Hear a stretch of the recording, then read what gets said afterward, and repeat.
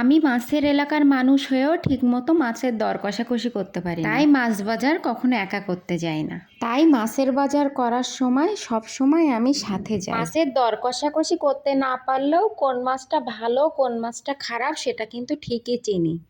এই দিন মূলত গিয়েছিলাম কিছু মাছ এবং গাছ কেনার উদ্দেশ্যে। সবাইকে কেমন আছেন সবাই? আজ আপনাদের সাথে আগের দিন গাছের ব্লগটা আপনাদের সাথে শেয়ার করেছিলাম। পুরা দিনের ভিডিওটা একসাথে শেয়ার করলে ভিডিওটা অনেক বড় হয়ে যাচ্ছিল, তাই আলাদা করে দুইটা ব্লগ করা। আমি বাসার জন্য একটা চাবি, যেহেতু আমার মাঝে মধ্যে বাইরে যাওয়া হয় তাই এক্সট্রা একটা চাবি অবশ্যই লাগে।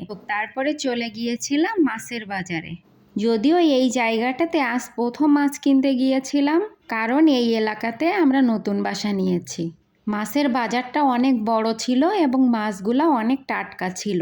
মাছগুলা দেখে আমার তো মনে হচ্ছিল বেশি দিন রেখে খেতে ভালো লাগে না, তাই অনেক দিনের মাছ একসাথে কিনি না। যাই হোক, মাছ কিনতে কিনতে হাঁস দেখে হাঁস কিনতে ইচ্ছে হলো। হাঁসের মাংস আমার খুব প্রিয়, কিন্তু অ্যালার্জির সমস্যার কারণে হাঁসটা এখন কম খাওয়া হয়।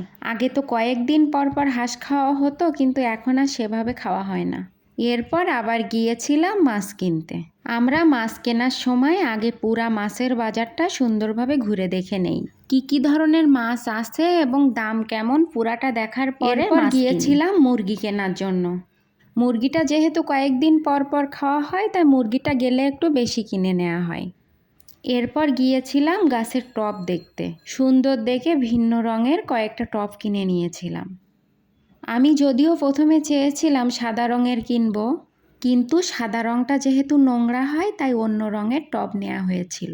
এরপর কয়েকটা গাছ কিনে নিয়ে বাসায় চলে এসেছিলাম। আমার পছন্দ অনুযায়ী 4টা গাছ কিনেছিলাম। বাসায় এসে আগে গাছগুলা সুন্দর মতো রিপোর্ট করেছিলাম। গাছে সুন্দর মতো ফুল আসতে এর পরিচর্যা এবং রিপোর্ট করাটা অনেক বেশি গুরুত্বপূর্ণ। গাছ রিপোর্ট করার সময় কিছু বিষয়ের প্রতি অবশ্যই নজর দিতে হয়। গাছের গোড়া যাতে কোনোভাবে আঘাতপ্রাপ্ত না হয় সেদিকেও খেয়াল রাখতে হয়। তাই টবের সাইজ অনুযায়ী গাছের চারিদিকের মাটিগুলো আগে সুন্দরভাবে কেটে নিচ্ছিলাম, যাতে গাছগুলা টবে রিপোর্ট করার সময় কোনোভাবে আঘাতপ্রাপ্ত না হয়।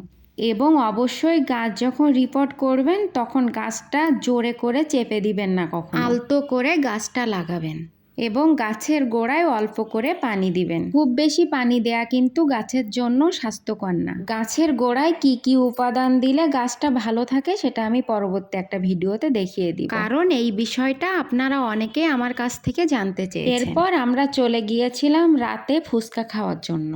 হঠাৎ করে রাত 10টার দিকে খুব ফুচকা খাওয়ার ক্রেভিং হচ্ছিল। ফুচকা খাওয়ার ক্রেভিং মানে আমার অবশ্যই সে সময় ফুচকা খেতে হবে। ফুচকার পাশাপাশি 1 প্লেট চটপটিও নিয়ে নিয়েছিলাম। চটপটি যদিও আমার অতটা পছন্দ না, তারপরেও যেহেতু এই দোকানে নতুন তাই কেমন মজা হয় সেটা ট্রাই করলাম। যাই হোক, আজকের মতো এই পর্যন্ত। দেখা হবে পরবর্তী ভিডিওতে। ততক্ষণ ভালো থাকবেন, স্টোরির পাশে থাকবেন।